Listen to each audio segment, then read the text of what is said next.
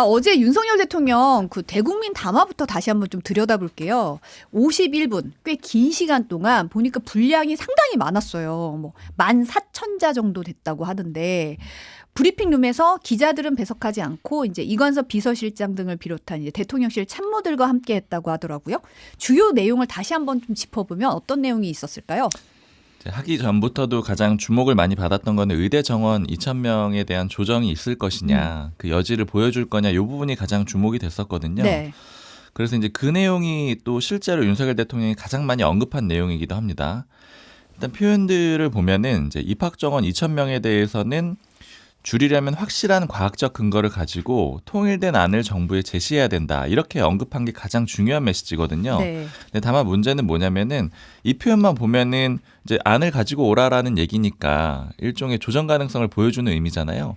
근데 좀 뒷부분에 배치가 돼 있어요. 이게 한 4분의 3, 뭐 좀 마무리되는 그쯤에 이제 나오는 표현이기도 하고, 특히 앞부분에 보면 대부분의 내용들이 2,000명 증원에 대해서 어떤 과정을 통해서 도출을 했는지, 그리고 의사단체들과 얼마나 많이 협의를 했는지, 즉 2,000명을 증원하는 게 뭐 타당하다라는 그런 얘기들이 대부분이거든요. 그리고 이제 좀 말미 쪽에 2,000명 줄이려고 한다라면은 안을 가져와라, 이런 내용들이 포함이 돼 있기 때문에, 그래서 이 담화문이 처음에 나왔을 때 대부분 좀 이해를 하기로는 대통령이 원래 그 안을 유지하려고 한다, 2,000명을 고수하려고 한다, 이렇게 좀 받아들이는 그런 분위기가 있었고요. 사실 이외에도 좀 주목이 됐던 거는 뭐 한일 관계라던가 아니면 또 노동조합에 대한 강경 대응 같은 것들이 좀 있었잖아요. 네. 그리고 또 원전 정책, 이런 것들, 그러니까 윤석열 정부가 추진했던 국정과제들이 있는데 여기에 대해서 정치적 득실을 따지지 않고 성공적으로 해낸 개혁이다, 이런 식으로 윤석열 대통령이 자평을 했습니다. 즉 요 기조 전체적으로 보면은 의대 정원 문제가 가장 중요했지만 이것도 뭐 기존 안을 좀 유지하려는 모습, 그리고 뭐 나머지 그 정책 전반에 대해서도 좀 잘했다라는 식으로 자평을 했기 때문에 이제 여당이나 아니면 뭐 야권에서도 사실은 윤석열 대통령이 한 발 물러서지 않겠느냐, 왜냐하면 총선을 앞두고 있잖아요. 그런 것과는 조금 다른 기류였다, 이렇게 좀 이해를 하시면 될 것 같습니다. 근데 사실은 이제 어제 대국민 담화가 사실 일요일 밤 늦게 공지가 됐었고, 이 시점에서 대국민 담화를 발표한다는 건 뭔가 변화된 입장을 들을 수 있지 않을까라는 그런 해석이 있었어요. 그런 전망이 있었는데 어제 막 들었을 때는 저도 사실 12시 반 방송이니까 네. 이제 들으면서는 별로 변한 게 없네? 변화된 입장이 아니네? 이렇게 받아들였거든요, 사실. 근데 이 상황에서 상당 부분이 이제 말씀하셨듯이 의료개혁 추진 근거와 당위성을 설명하는데 많은 부분이 할애가 됐기 때문에 방점이 어디에 찍혔느냐에 대해서 이제 여지가 있는 거죠. 그 부분에 있어서 대통령 담화 이후에 대통령실 고위 관계자의 해석이 의료계와 협상 여지를 열었다는 걸로 나왔잖아요. 맞아요. 아까 제가 그 한 부분 읽어드린 거, 그러니까 안을 가지고 와라, 요 부분을 부각해가지고 대통령실에서 설명을 적극적으로 하는 그런 그림이 벌어졌는데, 근데 이제 제가 좀 전반적으로 취재를 해보니까 흐름 자체는 좀 이랬던 것 같아요. 일단 담화문을 봤을 때는 저도 국민의힘 사람들한테 물어봤었거든요. 이거 어떻게 좀 보느냐, 메시지를. 그랬더니 기존에 했던 얘기들 종합 요약한 것 같다. 즉 이 얘기는 기존하고 크게 다르진 않은 것 같다라는 얘기잖아요. 그리고 이제 내부 반발이 굉장히 커지기 시작했죠. 불만들이 많았죠. 왜냐하면 총선에서 지금 쉽지 않고 마지막 기회라고 생각하는 국민의힘 사람들이 많았거든요. 왜냐하면 대통령이 변화된 모습, 그러니까 태도가 굉장히 중요하다, 이런 평가들을 많이 하잖아요. 네. 좀 대통령이 수용을 하고 뭔가 바뀌는 모습, 뭐 혹은 의대 정원 2,000명 문제를 조정하지 못한다고 하더라도 뭐 다른 문제들에 대해서, 뭐 예를 들자면 뭐 황상무 전 수석이라든가 이종섭 전 대사, 뭐 이런 문제들에 대해서라도 뭐 일부 좀 유감이라든가 아니면 그 국민들 뜻을 잘 파악하지 못했다, 이런 취지로라도 나오면 좋겠다, 이렇게들 좀 많이 예측들을 원했었는데 그게 실제로는 이러지 않았거든요. 그리고 나서 당내 반발이 굉장히 강했어요. 그래서 흐름을 보면은 특히 함은경 후보 같은 경우에는 대통령 탈당을 얘기했거든요. 물론 네. 이 함 후보의 발언에 대해서는 평가들이 좀 다양하고 대체로 좀 비판적이에요. 왜냐하면 이 함 후보가 국민의힘에 온 지 얼마 안 됐거든요. 그래서 네. 모 국민의힘 관계자는 아니 입당 원서에 그 잉크도 안 마른 사람이 이런 식의 표현을 쓰는 게 맞냐, 그러니까 그 취지는 뭐 이해할 수 있다라고 하더라도 저 사람이 할 얘기는 아니다, 이런 식으로 비판적으로 했는데, 여권의 분위기는 어쨌든 저 정도 표현이 수면 위로 올라왔다라는 거에 대해서 굉장히 부담을 많이 가졌고요. 네. 그래서 그 다음에 흐름을 보면은 좀 무마하는, 그러니까 조금 이제 보정을 하려고 하는 그런 움직임이 있었다라고 보시면 될 것 같아요. 보정 움직임이다. 그러니까 지금 이제 대통령이 그 조금 부분을 넣어놨는데 그게 전체 내용에서 너무 적다 보니까 기사들 대부분 이제 해석도 그렇게 안 나왔잖아요. 그래서 제가 굉장히 인상적으로 봤던 거는 이 TV조선 기사였는데 단독이라고 해가지고 대통령실이 2,000명 고집 않겠다는 뜻, 협의체는 경사노위 모델로 이런 제목으로 기사가 나왔는데 이게 이제 굳이 기자들 입장에서 따져보자면 해석을 이제 단독 기사로 내놓은 거예요. 그러니까 그 담화문에 대한 해석을 기사로 쓴 거잖아요. 맞아요. 네. 그러니까 이제 그 해석에 대해서 대통령실이 적극적으로 나서기 시작했다라는 거고 그 다음에 이제 성태윤 정책실장도 뭐 KBS 출연해가지고 아까 말씀드렸던 그 대통령의 그 부분 안을 가지고 오라는 그 부분을 적극적으로 부각을 했거든요. 네. 그래서 이제 흐름을 보면 국민의힘은 불만이 굉장히 많은 상태였는데 실제 담화문에서 원하는 게 담기지 않았고 그 다음에 국민의힘에서 굉장히 반발 움직임이 커지고 수면 아래에서도 불만이 굉장히 커지니까 대통령실에서 다시 적극적으로 나서가지고 아 그거 그런 메시지가 아니고 여기에 방점이 있는 거야 이런 식으로 적극적으로 설명을 하는 그런 흐름으로 좀 이어졌다라고 보시면 될 것 같습니다. 사실은 이제 담화 관련해서 조간 제목을 보면 정말 다 제각각이에요. 중앙일보 같은 경우는 대통령 기득권에 굴복 않겠다. 정면 돌파 밝혔지만 대화엔 여지. 동아일보는 2,000명은 최소치. 그냥 나온 숫자가 아니다. 이 대통령 이제 쿼트 따서 얘기했고 조선일보도 2,000명 증언 더 좋은 안 내면 논의하겠다. 경향신문 같은 경우는 51분 담화 설득은 없었다. 이런 식으로 이제 어떻게 보면 대통령이 정말 어제 전하고자 하려는 메시지가 뭐였는지에 대해서 지금 분분한 거잖아요. 사실 그래서 이제 아까 그 흐름을 설명을 해드리면서 말씀드린 게 대통령실이 최종적으로 강조하고 싶었던 거는 대화의 여지가 있다. 2,000명도 숫자를 조정할 수 있다. 이런 얘기라고 말씀을 드린 건데 그런데 이제 언론사들이 쓸 때는 다 해석이 좀 다르게 갔던 거는 그 담화문 자체에 들어있는 내용 때문이에요. 그러니까 초기에는 담화문 내용만으로 봤을 때는 기존 입장을 좀 반복하는 강경한 태도로 보이니까 그 부분에 초점을 맞춘 언론사들이 있고 아니면 또 대통령실이 강조하는 그 강조점에 초점을 맞춰가지고 쓴 언론사들이 있다라고 보시면 될 것 같고요. 사실은 이제 제가 여권 쪽에 어제 이제 뭐 저녁에도 쭉 얘기 들어보고 했을 때 나온 기류는 뭐였냐면 오늘 대통령 그 국무회의가 생중계로 예정이 돼 있고 이미 했는데 이런 흐름이면은 언론사들이 각각 쓰는 거는 뭐 일부 이해가 된다. 왜냐면 이제 앞부분은 예를 들어서 뭐 강경한 태도에 초점이 맞춰져 있고 뒤에 대통령실의 설명은 그 조정에 초점이 맞춰져 있고 이 두 가지가 같이 공존을 하고 있으니 앞쪽에 초점을 맞춘 언론사 있고 뒤쪽에 맞춘 언론사 있고 이런 거거든요. 그러니까 차라리 오늘 대통령이 생중계를 할 때 국무회의 생중계를 할 때 본인의 목소리로 최종적으로 세기를 좀 박는 게 좋지 않겠느냐 이런 의견들도 여권 내에 있었거든요. 대통령이 직접 국무회의 생중계를 해서 뭐 어제 담화문을 꼭 언급하지 않다고 하더라도 2,000명 증언에 대해서 조정 여지가 있다. 뭐 이런 취지의 내용을 한 번만 얘기를 해주면 이 문제가 정리가 될 것 같다. 이런 의견들이 있고 실제로 뭐 그런 또 제안도 있었다라고 들었는데 결과적으로 오늘 뭐 생중계 내용을 보니까 그 부분에 대해서는 또 언급이 안 됐어요. 그래서 전반적인 흐름은 이제 대통령이나 대통령실 쪽에서는 이 2,000명 안에 대해서 물러서고 싶지는 않은 거예요. 물러서고 싶지 않고 그대로 쭉 해 나가고 싶은 거고 다만 국민의힘은 그렇지 않은 거잖아요. 국민의힘은 그 숫자보다도 좀 뭔가 변화된 모습이나 태도를 보여주기를 원하는 거고 그게 총선에 도움이 되기를 원하는 건데 그 중간 과정에서 왔다 갔다 줄다리기를 하는 그런 상황에서 약간의 양보된 모습을 보이는 그런 그림으로 좀 정리가 된 그런 상태고요. 뭐 국민의힘 모 관계자가 그런 얘기 하더라고요. 대통령은 총선보다는 이 의대 정원 문제를 해결한 대통령으로 남고 싶은 거 아니겠느냐. 총선보다. 네, 총선에서 국민의힘의 성적도 뭐 중요하겠지만 그보다는 자신의 이제 대통령으로서의 업적 내지는 뭐 반드시 처리해야 되는 그 과제로 생각하는 게 아니냐 이런 해석도 나오고 있습니다. 사실 어제 담화문에서 정치적 득실을 따질 줄 몰라서 개혁을 추진하는 것이 아니다. 이런 대목이 있었어요. 네, 그게 사실은 이제 방금 말씀드린 그 내용인 거죠. 정치적으로 유리하고 불리하고 이런 게 중요한 게 아니고 그냥 이 과제는 해야 되기 때문에 인기나 뭐 선거 결과와 상관없이 하겠다라는 그런 의지를 뭐 밝힌 걸로도 보입니다. 근데 사실은 이제 KBS가 지난 24일에서 26일 한국 리서치에 의뢰 실시한 여론조사를 보면 의대 증원 문제 관련해서 네. 이제 물론 국민 여론이 의대 증원을 의사가 좀 늘어나야 된다는 데는 많이 동의를 하고 있는 상황인데도 이제 정부가 원칙을 일부 양보해도 대화에 나서야 한다는 응답이 62%. 원칙에 입각해 엄정 대응해야 한다는 응답이 33%로 나타났거든요. 그러니까 어떻게 보면 의정 갈등 국면이 국민들에겐 굉장히 많이 이제 불안감과 우려와 피로감을 주고 있는 상황이라는 것도 현실인데 맞아요. 이 상황에서 그러면은 테이블에 나올 수 있을 것인가? 이게 문제가 어떻게 해결될 것인가? 이런 부분에서 이제 어떻게 보면 이제 안을 가지고 와라라는 부분으로 의료계는 어떻게 반응할 것인가도 이제 과연 어떻게 보면 증언의 근거를 정부가 내놔야 되는 거 아니냐. 이제 의료계 입장은 어떤지도 궁금하거든요. 사실 이제 그 대통령이 그렇게 오랜 시간 동안 설명을 한 거는 이 2,000명이라는 숫자가 우연히 나온 것도 아니고 충분한 그 논의를 거쳤고 그다음에 의료계와도 충분히 논의를 했다 이런 것들을 좀 강조한 거잖아요. 네.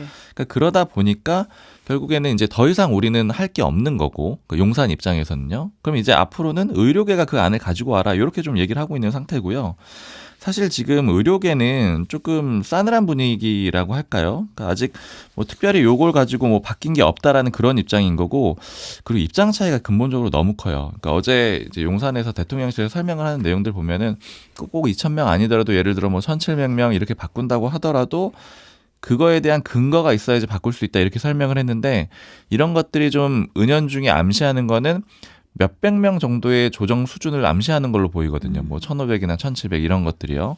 그런데 지금 의협 비대위에는 이제 비대위원장이 그 임현택 비대위원장이 왔는데 굉장히 강경파잖아요. 네.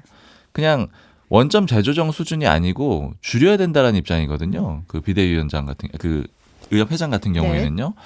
그리고 그다음에 전공의들도 사실은 원점 재검토를 원하고 있는 상황이잖아요. 그러니까 전공의들이 사실은 나서가지고 아니면 의사단체들이 나서가지고 우리는 500명 원해요, 1,000명 원해요. 이렇게 하기도 본인들 스스로도 굉장히 양보하는 그런 상황이 되는 거고, 그래서 지금 뚜렷하게 그 대통령실의 입장이 나왔지만 아직 의사단체들이 뭐 전향적으로 그럼 이렇게 해가지고 대화를 하겠다 이런 식으로 나오는 상황이 아니에요. 그래서 이 평행선이 굉장히 멀리 그려져 있는 평행선이기 때문에 이게 지금 조율하기가 쉽지는 않은 그런 상태입니다. 양측의 이 간극이 너무너무 먼 거죠. 네, 아까 이제 오전에 국무회의에서 아까도 뭐 잠깐 언급을 했지만, 그래서 혹시 이제 대통령이 명확하게 이런 뭐 이게 숫자에 매몰되지 않는다 이런 거 이제 해석의 영역이 아니라 네. 명확하게 좀 일관된 메시지를 주는 게 좀 좋겠다라는 의견이 있었다고 했는데 결국 국무회의에서 그런 발언은 없었어요. 네, 그 발언이 안 나왔고요. 사실 마지막 기회다 뭐 이런 식으로 좀 비판적으로 보는 여권 관계자들은 이제 오늘 국무회의가 마지막 기회다 이런 식으로도 좀 얘기를 했었는데 결과적으로 언급이 안 됐고요. 사실 어제 어제 그 대국민 담화 때 보면은 윤 대통령이 처음 시작할 때 인사 그리고 끝날 때 인사할 때 보면은 허리를 굉장히 많이 숙이거든요. 네. 90도 정도 숙이거든요. 그러니까 여기에 대해서도 뭐 국민의힘 뭐 관계자들 같은 경우에는 그런 일종의 이제 유감 표명을 말로 하진 못했지만 어떤 이제 제스처 같은 걸로 보여주려고 하는 것이다. 이렇게도 좀 해석은 하고 있거든요. 그런데 국민의힘에서는 여전히 아쉬워하는 거죠. 지금 왜냐하면 이걸 가지고 상황이 반전되고 있는 상황은 아니고, 특히 마지막 그 보루라고 생각했던 거는 의대 정원 문제만 확실하게 좀 정리를 해주면 그러면 이제 좋겠다라는 생각들이 있었는데 그게 안 된 거고요. 그리고 특히 이제 요즘에 나오는 얘기들은 제가 취재하면서 느끼기에 기류가 많이 바뀌었다 싶은 게, 의대 정원 문제 초기에는 국민의힘에서 환호하는 사람들이 굉장히 많았거든요. 윤석열 대통령이 굉장히 강경한 태도 이런 것들이 빛을 보여줄 수 있는 그런 이슈다. 호재다. 왜냐면 의대 정원은 그간에 한 번도 늘리지 못했고 몇십 년 동안.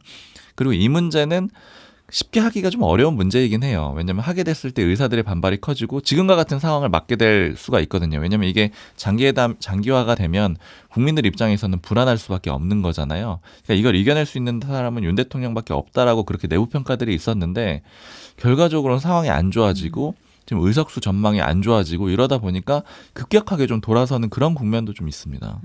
저는 사실 어제 경향신문 기사에 이제 이 여권 반응이 대통령 담화에 대해서 국민의힘 의원이 날아오는 혜성을 보면서 멸종을 예감하는 공룡들의 심정이다 이렇게 말했다는 부분이 굉장히 좀 기억에 남았거든요. 네. 좀 반응은 어땠어요? 반응이 굉장히 좀 안 좋았어요. 그러니까 많이 국민의힘 관계자들이 이게 좀 반반이었는데 대통령이 물러서지 않을 것을 알지만 그걸 알 것 같다라고 하는 사람들, 예측을 했다라고 하지만 그래도 한 발 물러나 주길 바랬다. 뭐 이런 사람들이 있고, 원래 반드시 그런 얘기를 할 것이다, 흐름상. 왜냐면 이제 전체적으로 이 흐름들을 보면은 당에서 예를 들어 뭐 반성하는 목소리도 나오고 그다음에 뭐 비판적인 목소리도 나오고, 그다음에 뭐 조혜진 의원 같은 경우에는 내각 총사퇴 이런 얘기까지 했잖아요. 네. 그리고 나서 일정이 대국민 담화가 잡혔으니 이 흐름상으로는 당연히 대통령이 뭔가 유감이라던가 반성이라던가 아니면은 좀 물러서는 그런 그림을 그리지 않겠느냐라고 했는데 너무 깜짝 놀랐다. 그러니까 알았지만 실망했다 이런 반응이 있고, 예상 못했다. 어떻게 이렇게 할 수 있느냐 이런 반응들이 있고요.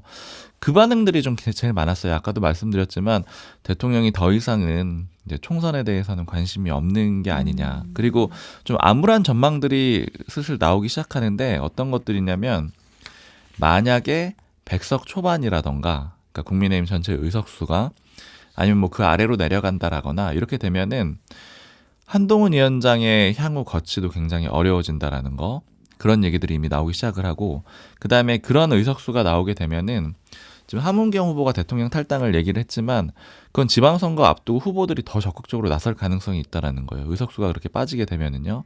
그러면 이제 앞으로 국회 상황은 굉장히 어려워질 거다 이런 얘기들이 있고, 오히려 민주당에서도 저는 좀 걱정하는 그런 목소리도 들었어요. 그러니까 민주당에서는 그래도 그 대통령이 한 발 물러설 거다 이렇게 좀 걱정하면서 보는 그런 사람들이 많았거든요. 이게 이제 선거의 마지막 변수라고 생각을 하고 있으니까요.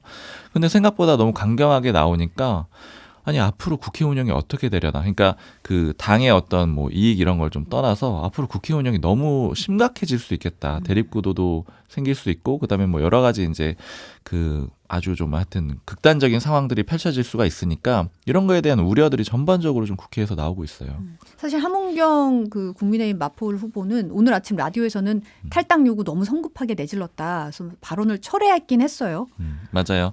비판이 굉장히 많았어요. 아까도 좀 전해드렸지만 함은경 후보가 그런 말을 할 그런 상태냐. 그러니까 이제 입당한 지도 얼마 안 된 사람이 그렇게 하는 게 맞느냐라는 얘기도 하고, 그 다음에 제가 좀 들었던 표현은, 이건 이제 한동훈 위원장도 좀 같이 뭐 적용이 되는 그런 얘기들인데, 지금 국민의힘의 포지션이 마땅치가 않다 이런 지적들이 내부에도 있어요. 이게 무슨 얘기냐면, 이게 무슨 얘기냐면 대통령이 어떤 하는 뭐 여러 가지 정책이라던가 태도에 대해서 불만을 가진 건 맞아요. 이건 좀 국민의힘의 그 공통된 그런 마음인 것 같아요. 그런데 여기에 대해서 대응을 할 때 대통령을 공격하는 방식으로 하는 게 맞냐, 그러니까 그 포지션이 맞느냐에 대해서는 좀 의구심을 갖고 비판적으로 얘기하는 사람들이 꽤 있거든요. 이게 어떤 얘기냐면, 예를 들어서 함은경 후보가 대통령 탈당하라 이런 식으로 얘기할 게 아니고 대통령 사이드 쪽에서 얘기를 했어야 된다는 거예요. 대통령 입장에서 그 차라리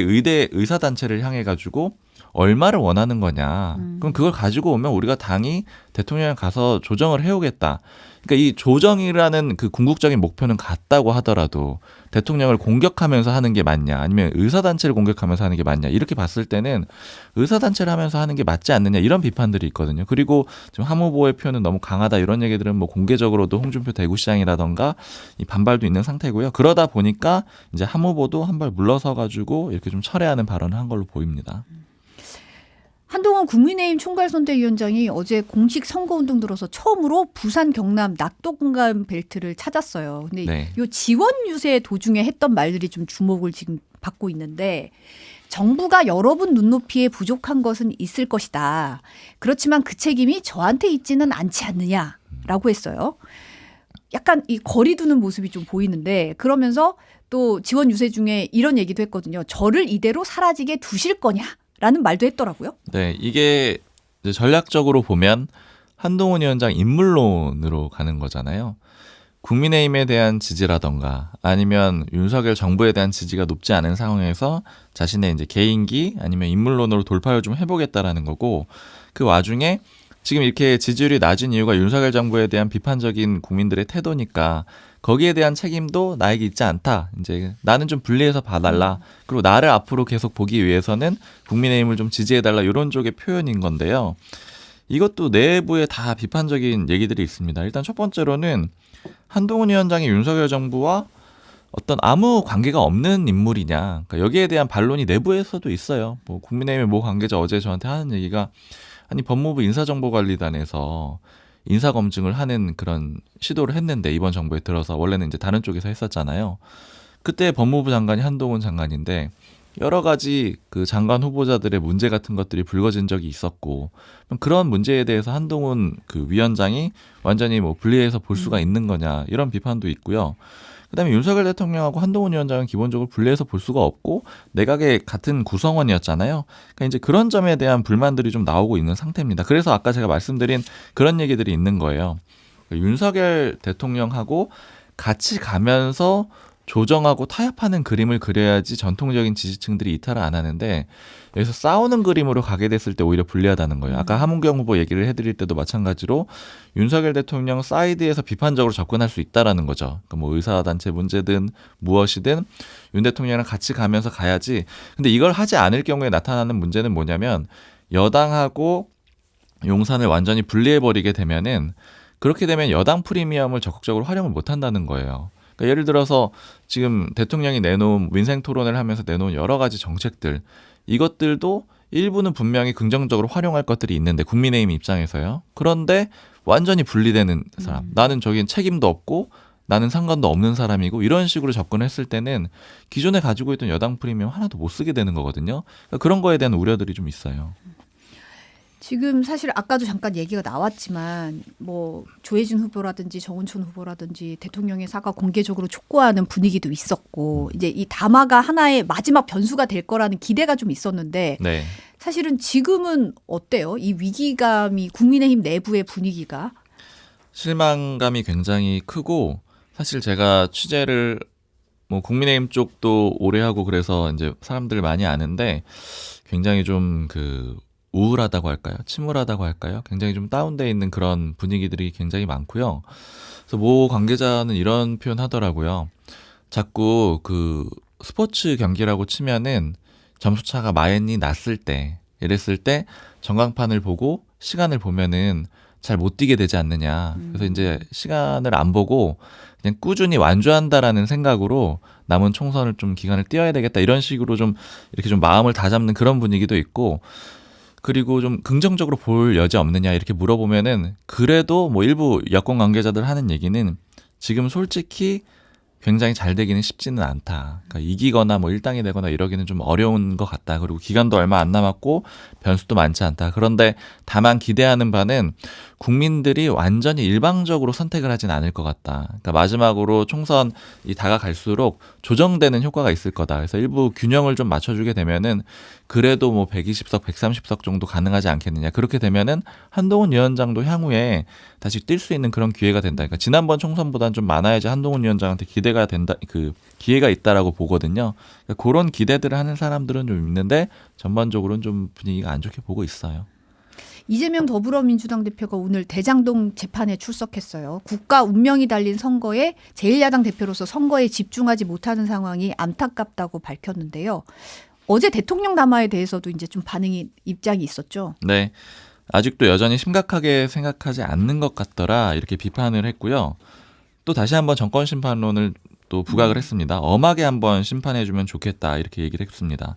이제 뭐 이런 지금 이제 재판 출석은 쭉 하게 돼 있는 상태거든요. 그러면서 이제 틈틈이 선거운동하고 이러는 과정인데 다만 지금 이제 민주당 입장에서 보면은 국민의힘은 대부분의 리스크들이 불거지고 해결이 안 된 그런 상태로 위기를 맞은 상태고 민주당은 내부적으로 봐도 불안해하는 사람들도 있어요. 여기가 천정일까? 그러니까 혹시 가장 뭐 피크일까? 제일 좋은 상태에서 혹시 좀 떨어지는 거 아니야? 이런 불안감들이 있고 이제 남은 변수가 뭐냐 이런 거 민주당 관계자들이랑 얘기를 해보면은 뭐 지금 뭐 쭉 나오고 있는 뭐 후보들의 문제들이 있겠죠. 그런 것들 하나 하고 그다음에 이재명 대표의 발언 리스크도 좀 일부 있다라고 보고 있어요. 물론 지금 그런데 분위기가 워낙 좋기 때문에 부각은 안 되고 있는 상황인데 뭐 예를 들어서 어제도 이재명 대표의 발언 중에 뭐 살림은 원래 여성이 잘한다. 뭐 이런 정도의 표현들이 있었거든요. 네. 그러니까 이런 표현들이 지금 뭐 굉장히 강하게 부각되고 전체 판세를 바꿀 정도는 아닌데 남아 있는 뭐 변수 중에 하나 아니냐 이런 얘기들이 좀 내부적으로 나오곤 있습니다. 사실 이제 안상갑의 양문석 민주당 후보 둘러싼 편법 대출 네. 논란. 국민의힘이 검찰의 대출 사기 혐의로 이제 고발을 했고 새마을 금고 중앙에도 그 대구의 지점 현장 검사에 나섰어요.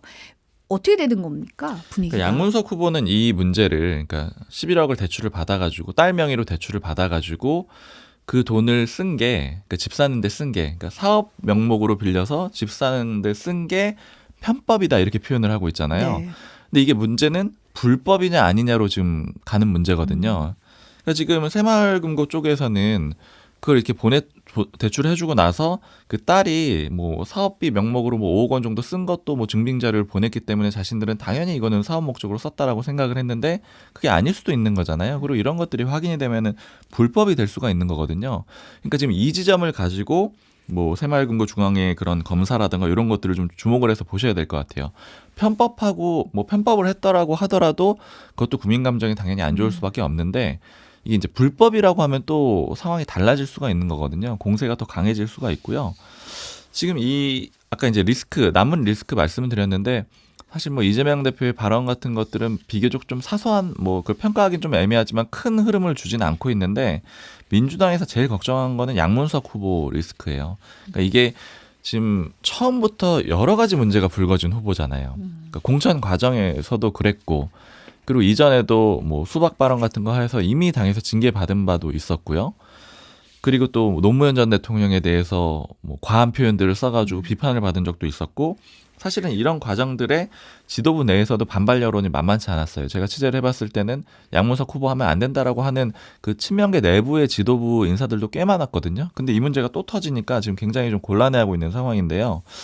근데 이제 다만 정리는 안 하고 갈 걸로 보여요. 그래서 제가 이 뭐 주요 관계자들, 그다음에 지도부 의원들한테 쭉 물어봤을 때, 그러니까 왜 정리를 할 수가 없는 것이냐 이렇게 물어봤거든요. 왜냐하면은 다른 사례가 있잖아요. 그러니까 세종갑의 그 후보는 후보. 네, 네. 이미 정리를 바로 굉장히 신속하게 했었어요.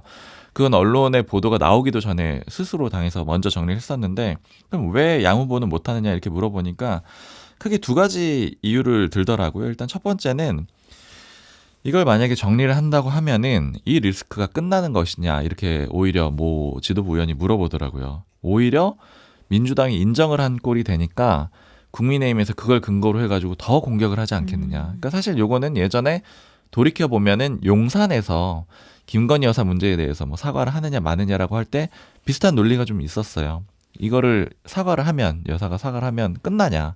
오히려 그걸 가지고 민주당에서 더 공격을 하지 않겠느냐 그런 논리가 있었는데 그건 좀 비슷하다라고 볼 수가 있고 다만 이거에 대해서도 그래도 그 정리를 하는 게 국민들이 봤을 때는 훨씬 모양이 좋지 않겠느냐. 그러니까 그 여당이 공격을 하더라도 그래도 그 방향이 낫다 이렇게 말하는 의원들도 있는데 어쨌든 지금은 일단 이 근거가 한 가지가 있고요. 또 하나는 세종각하고 다른 게 여기는 완전히 그냥 한석을 내주는 꼴이라는 거예요.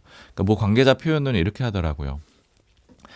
총선은 그 당 입장에서 보면 전쟁과도 같은데 후보들 한 명 한 명은 다 뭐 병사나 장교 같은 사람들이라는 거예요. 근데 그 병사 한 명을 그냥 내준다는 게 쉽지가 않다라는 거예요. 전쟁 중에. 근데 세종갑 같은 경우는 뭐가 달랐냐면은 거긴 새로운 미래의 김종민 의원이 있었어요. 그렇죠. 네. 이제 3자 구도였는데 그렇게 되면은 새로운 미래의 김종민 의원이 당선이 되면은 지금 새로운 미래는 사실은 앞으로 좀 쉽지 않죠. 당의 그 존재 자체가 어떻게 될지 모르는 상황이고 민주당에서 지금 이번에 총선을 거치면서 정권 심판론이 확연했고 민주당의 쏠림 현상이 강했기 때문에 충분히 흡수할 수 있다라고 보는 거예요. 그래서 이런 점도 충분히 고려를 했을 텐데 범야권으로 볼 수 있을 거다. 그렇죠. 보면. 네. 범야권을 충분히 데려올 수 있다라고 보는 거죠. 근데 안산갑 같은 경우에는 거기 상대 후보가 딱 한 명밖에 없어요. 1대1 구도죠. 네, 1대1 구도로 국민의힘의 장성민 후보 특히 대통령실 출신인데 여기서 후보를 안 내면 무투표 당선이 돼버리거든요. 그러니까 요거는 이게 쉽게 그렇게 좀 후보를 포기하는 그런 선택을 하기는 어렵다. 이게 지금 전반적인 기류고 지금 현재 지도부는 일단 간다라는 그런 입장입니다. 오늘 여기까지 듣겠습니다. 온유한 경향신문 박순봉 기자였습니다. 감사합니다. 감사합니다.